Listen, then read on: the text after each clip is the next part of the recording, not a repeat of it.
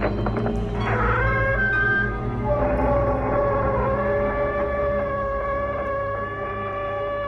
evening and welcome to another Mothman podcast.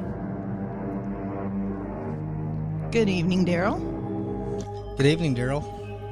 Hey guys, tonight we're going to be discussing our investigation from this past weekend where we spent Saturday night in a home that appeared to have quite a few little entities running around in it, and we're going to try to recap what we done there.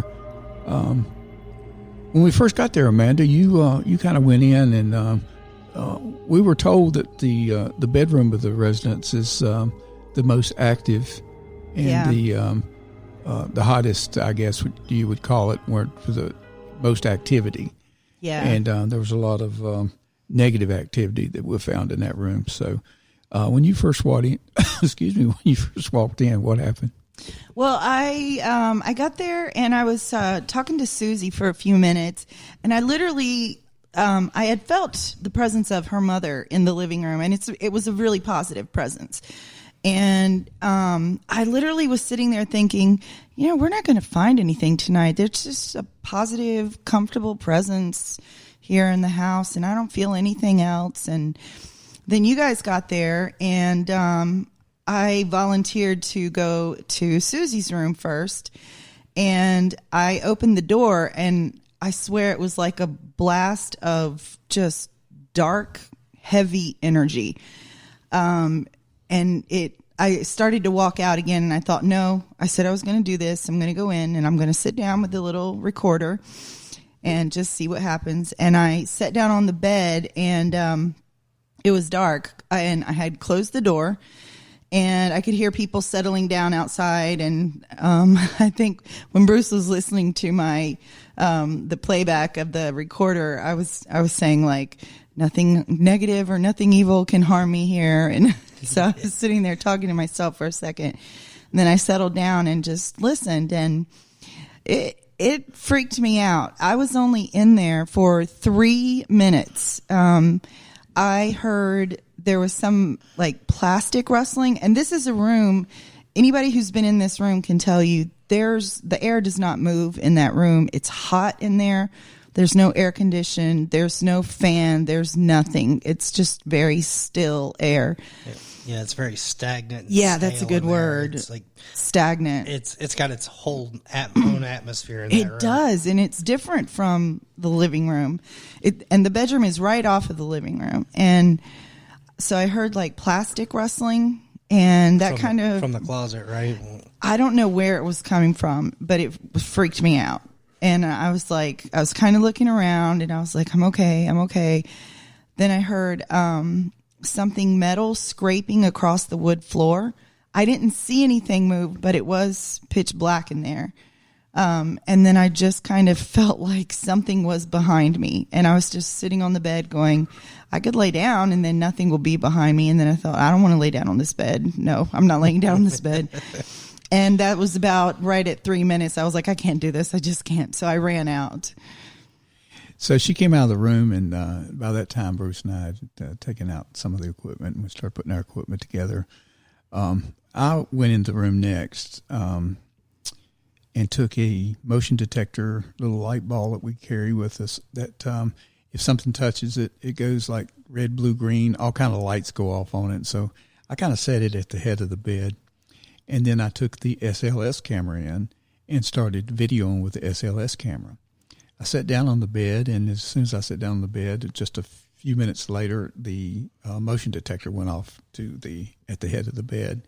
And then I ran the SLS camera, and sure enough, I was pointing at the closet door, and apparently the closet is the portal, I guess, as you want to call it, for all the paranormal activity. It's the hotbed.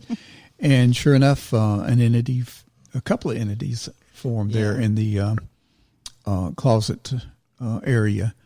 And so, I videoed that, and for a few minutes, and then I walked outside and said, Bruce, you need to take a look at this. So Bruce took a look at it, and then I think, Bruce, you went in next, right? Yeah, I actually just kind of passed the torch, and then I went in.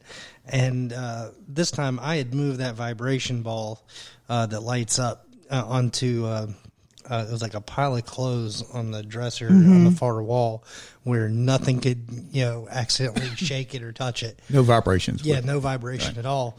And right as I was walking in, it went off. So, I mean, like it was within seconds of walking in that room. It was like they said, it was like a completely different atmosphere compared to the rest of the house. And then while I was sitting in there alone with the SLS camera, I had at one point, 3 entities mapped in on the SLS camera at one time. I had 2 tall ones and a short one that was just a little bit taller than the kerosene heater that was on the floor. And I was trying to get them to respond, raise arms and stuff like that. But other than them just kind of mapping in, and I mean, we did get later on with the spirit box, we got responses that way. But I could it was real hard to we had some EVPs, but they were really, really quiet and hard to hear on the camera. And I mean, but it was cool to have 3 entities at one time on the SLS. Right there. Well, during our investigation, sometimes I was in the bedroom looking at an entity, and you were out in the living room area, and entities were forming in the living room area, and they would form in the hallway that's coming from the living room area between the 2 bedrooms, going into Susan's bedroom. But they would also form and walk. You could see them walking into Susan's daughter's bedroom. Yes, right. Now, that bedroom was off limits to us, so we couldn't really go and investigate that bedroom. But we did have quite a few pictures of entities right there in the doorway and going into the doorway. Yeah, because we accidentally mapped in one when we were just sweeping the hallway. Like, her door was cracked open a little bit, and there was something standing behind the door, right next to her bed. I don't know if you remember or not, but when I was standing there doing one entity, I actually seen it turn and walk out of the doorway, and I said, Bruce, it's coming your way. I remember that.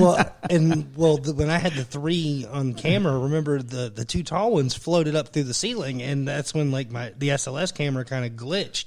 Is when they floated through the ceiling and it glitched, and then after I came out, and then I think you went into the hallway to shoot the 2, in between the 2 rooms, and you were getting 2 entities. I was just prepping the new SLS camera, and I had caught that entity that was crawling on the ceiling inside the kitchen. Remember, we had an investigator with us at one of our investigations. He says, "I don't like things that go on the ceiling." Oh yeah. I think that was Dan that said that. Yeah. It was either Dan or Jason. It might have been Jason. I think it was Jason, but he says, "I don't like things that go on the ceiling." He's like, as many horror movies I've seen, that's never a good thing. So we do have one that wanted to hang around the ceiling, and he kind of did a little jiggle right there. Well, he floated on the ceiling. He almost looked like he was backwards crawling on it, and then it kind of looked like he was free floating a little bit in midair. But he stayed on the camera for a good 45 seconds to a minute, right? And then he glitched out, and then I took the camera into the kitchen, and then he was standing on the counter for a little while, and then he disappeared. But I remember, I think later on, I was using the old SLS camera, and then I caught the figure standing in front of the fridge later on that evening. Right. Yeah. And when I would take the SLS into the living room area, there was always a corner, the right-hand corner. Remember that? It's over there with to the left of the TV. Right. That was a hot spot because they would always want to sit there. And one of them looked like there was a table right in front of the TV. Right. And it was funny. It was sitting on it. It was either trying to sit on it or sitting on it. Because it looked like it was trying to sit on it and cross its legs. That's what it looked like. And you caught that one tall figure in front of that hutch cabinet. Oh, yeah. He was a tall one, too. And that was one that Susie's daughter had mentioned that she saw, and I think Susie's friend also saw a tall, very tall shadow figure in the house. Yeah, they had to hunch down because it was too tall. Yeah, that was what they had said, that it had to duck its head to go in the doors. Well, this one would have been that tall. Oh, yeah. I think it was easily 7 feet. And where was I during all this? I stayed away from that bedroom. They tried to get me to go back. I did not go back in there. She wouldn't come in with us. I could feel it way too strong. But you also see on Well, the... you went back in when we all three went in. When you guys went and the lights were on. That was the key. The lights were on. Yeah. But you'll see...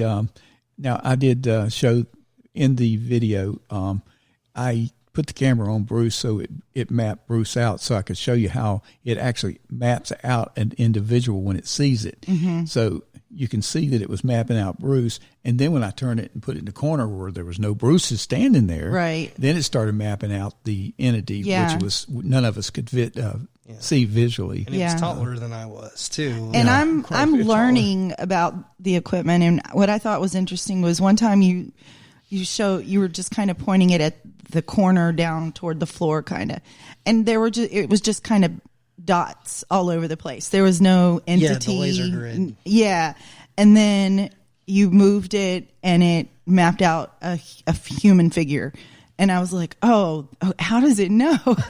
Yeah.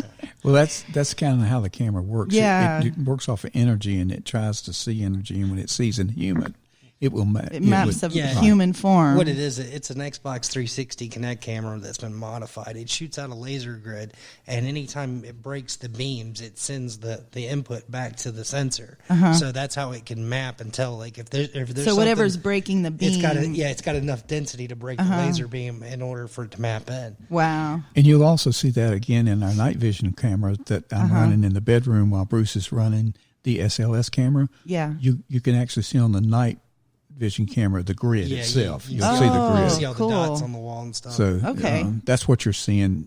When you see that all the dots and everything on the wall, it's just a massive grid that it's shooting out. Yeah, so this was Amanda's first investigation with us. So we had to throw her in the deep end like right away.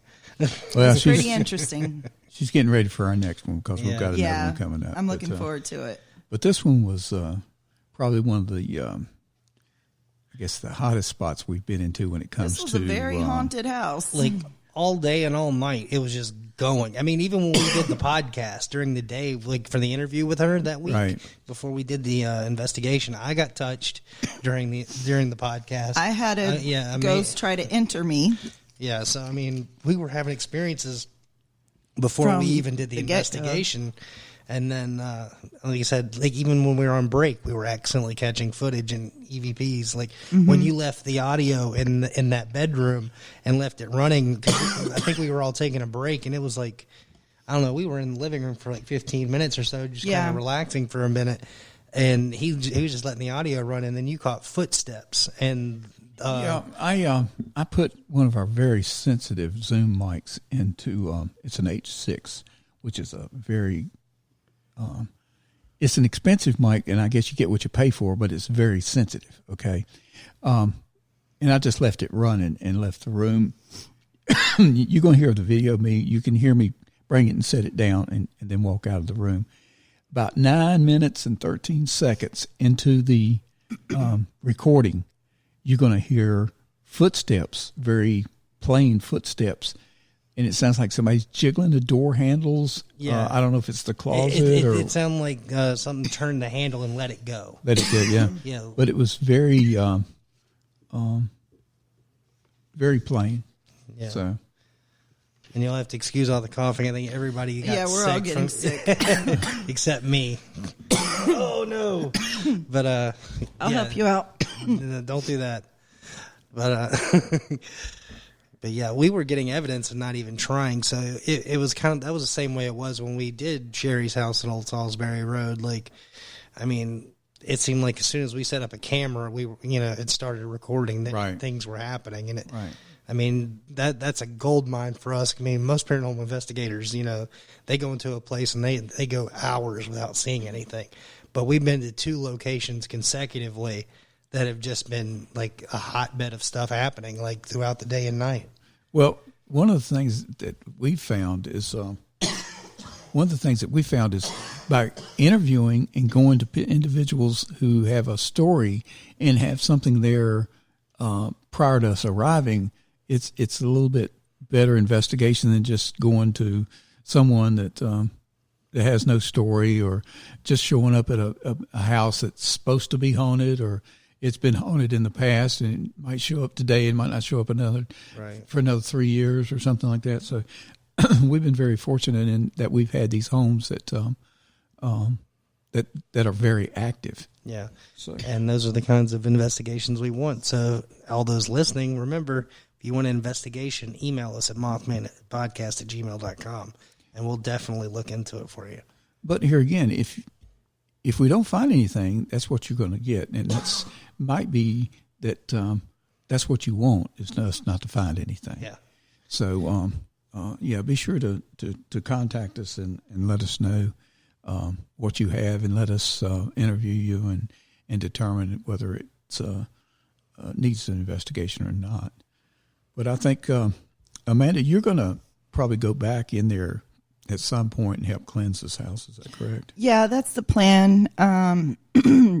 And also to speak with Susie's daughter a little bit, who's struggling with the paranormal issues that are happening in the house and surrounding her. And so I think, we definitely want to go back and cleanse and see what we can do to help out. So I do have a story that Susie told me that is about her daughter, and we want to keep her anonymous because she's already that's why it got quiet, because I was gonna say, are we allowed to disclose what was disclosed to us? Yeah. Well, we have the written permission, so okay. Yeah. So, and I'm going to keep it. We're really just being general. technical here for the listeners. Yeah, we were just trying to make sure we weren't overstepping our bounds. We don't want to we don't want to our step clients. right, and we don't want to do that to you, the listener, or anybody else. But as long as we have the rights to give the story, we'll get the story out. Yeah, and I'm not going to use the person's name or anything, but I just want to say that I have investigated this and verified it. There is there's news coverage of the story and obituaries and everything. So it's been verified, and you'll have to just be happy with that, because I'm not going to use the names to protect the people's identities. But there was basically an argument in Susie's home, and her daughter and her daughter's boyfriend decided to move away for a little while, and they moved to a home with other young people, as you know, a lot of young people do, and they rented a bedroom in a house with other kids their age, and we're talking young 20s. So it didn't really work out, so they moved back home, and that was fine. Susie welcomed them back, and everything was fine. Well, they decided, this was literally just 2 months ago, they decided to go up and visit some friends at their house that they had moved out of. And they found that a new guy had moved into their old bedroom. And this guy said to the daughter, basically he said, "You left some really bad energy here. It's really dark. And I don't like this paranormal stuff around me. Things are moving. I'm scared. And I just want you to take your ghost and go home." And so, of course, she felt very unwelcome, and she left. Well, it was about a week later that young man disappeared. And he was missing for 10 days when they found him dead. He had driven in a single car accident off of an embankment next to a bridge over the Yadkin River, and crashed his car head on into a tree. And so it was a fatal accident where he had been missing for 10 days. So that was kind of, that was a rough time for Susie's daughter, of course, because I think she felt some responsibility, exactly, for the negativity that this young man had said was hers. So that's one of the things that I know me and her cousin would like to help her with, just to understand that it wasn't her responsibility and she's not at fault for this. Right. But could some negative energy have followed her and somehow tormented this young man and eventually caused his death? We don't know. And see, that actually kind of verified Susie's story when she was talking about the entity had formed a bond and attached to her and was Yeah. following her Yeah. from residence to residence. Well, so if it was following Susie, obviously it would follow her daughter as Right. well. You know, I mean, well, Susie said there's been some activity at her work also. That oh yeah, it could she have followed did her, say it yeah. had followed her to work before too. Yeah. So there is a lot of negativity in that house, and I think that Amanda, you're going to try to go over and work with them. Yeah. About trying to. And I think, as you guys may have noticed, Susie's definitely sensitive. Yeah. And I think her daughter is too. And I think because of that, it isn't there. They haven't asked for the paranormal, but the paranormal, what I've heard is that when you're a sensitive or an empath or a medium and you're not aware of it, you're already seen in the spirit world as shiny. So it's almost like it's a dark room and someone's got a light on. So of course you're drawn to it. So the paranormal would be drawn to them. And I think Susie's absolutely right that something has attached itself to her. Well, it's like I said, that the bedroom was the key to most of the activity there at that house. Yeah. Oh yeah, I think the closet in particular. And, Oh, yeah. And Bruce and You I could used feel the it. voice box to try to communicate with some of the entities in the room.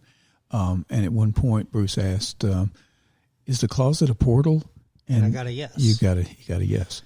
And he also asked a lot of other questions. You want to explain? Oh that? yeah, during the spirit box session, I asked for the name. I mean, common questions like that. And when I asked for the name the first time, a woman's voice came through, and we heard Beth. And then I forgot what else we asked. Right after that, but we asked the age, and at first Darrell thought it said 7, but when I reviewed the audio, I heard 6.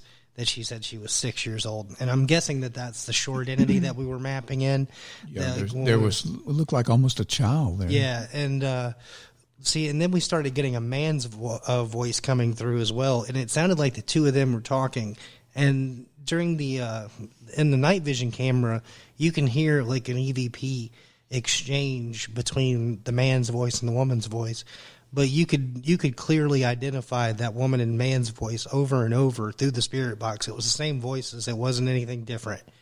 And then the man's voice told us to wait. And then we also heard like a help us. I mean, but we weren't getting answers to every question we asked. Mm-hmm. So No, but it said wait a couple of times because at one point I told Bruce, I said, I need to take a break. Yeah.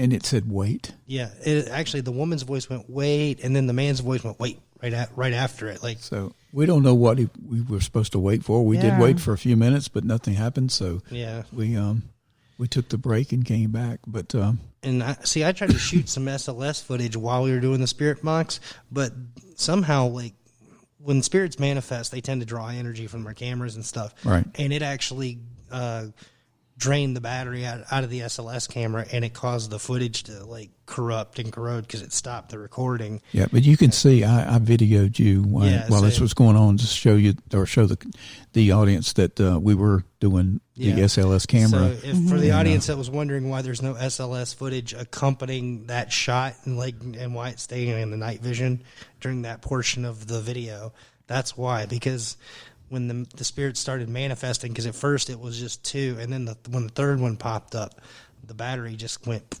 and it just sucked everything out. We had to charge our equipment a couple of times because of the fact that it was draining our equipment pretty heavily there at one point. Yeah, the old SLS camera glitched 4 times because of spirit activity. The full spectrum went down right away, like in the first 15 minutes that we were starting to use it, because I took like 4 snapshots, and right as I started to record video, it just drained a brand new battery completely. So we couldn't use the full spectrum camera, and that kind of sucked.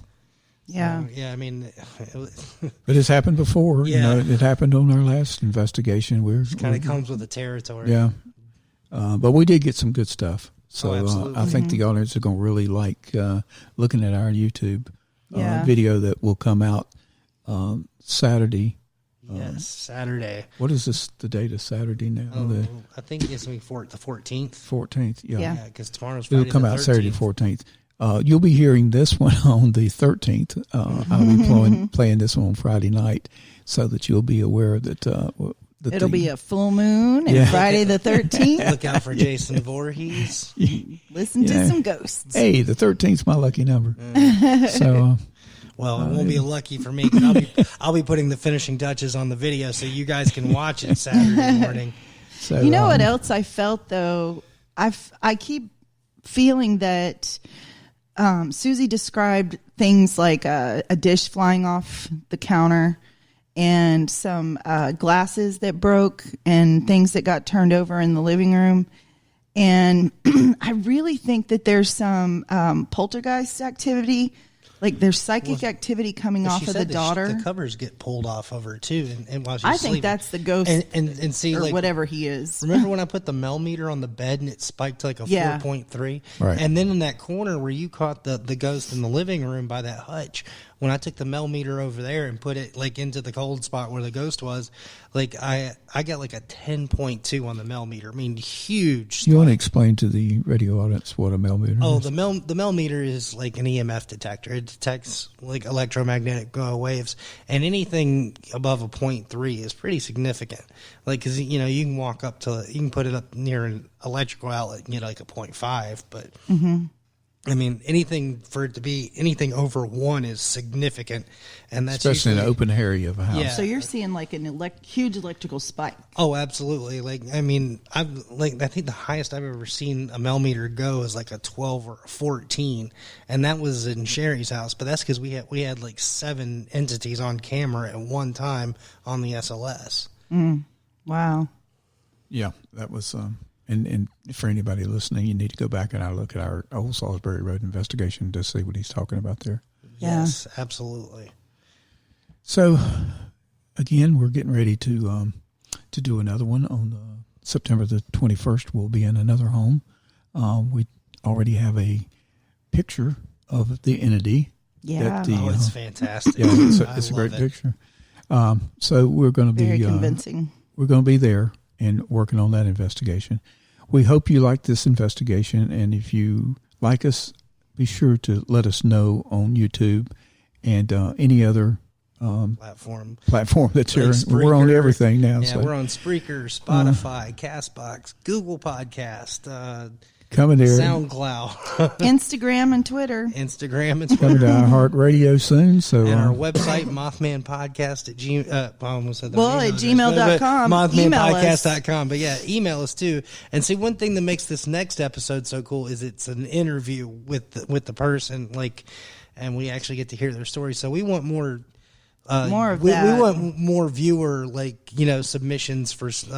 If you've got a story, we have the ability to either come to your location or we can do it over the phone. You won't be able to tell that we're not interviewing you in person with our equipment that we have now. So just call us and talk to us about it, and we'll be sure to put you on the air. Yeah, and you don't have to use your real name. I mean, if you want it to be confident, we can obviously admit your name for safety reasons. We look after you as a caller, and we look after you as an individual, because we know how there's some people that believe everything, and there's some people that believe nothing, and then there's those in between. And you'll see in this next investigation, we had a non-believer who actually saw something and became a believer. So it only takes one time. Yeah, I would for you to change your mind, and so. And we do have some things that my son-in-law always says, it always happens off camera. Well, yes, we can't have the camera rolling 24/7 around us all the time. So things do happen off. But it's always worse when it's the best thing. Yeah, then it happens off camera. And then they drain our batteries, and we're sitting there going, what the heck? But things happen, and a lot of times it's hard to hear these voices. They're very low and they're very faint. We have to use very sensitive earphones to pull it up. We try to amplify it the best we can for you, the audience. But I guarantee you, we don't add anything and we don't take anything away. No, we it's just all give authentic. you exactly what it is. So if we don't find nothing, you don't hear nothing. So we hope you liked tonight's podcast. Look forward to our video coming up this coming Saturday, the 14th. And until then, have a good night. And from Darrell the Mothman. Good night from Amanda. And good night from Bruce.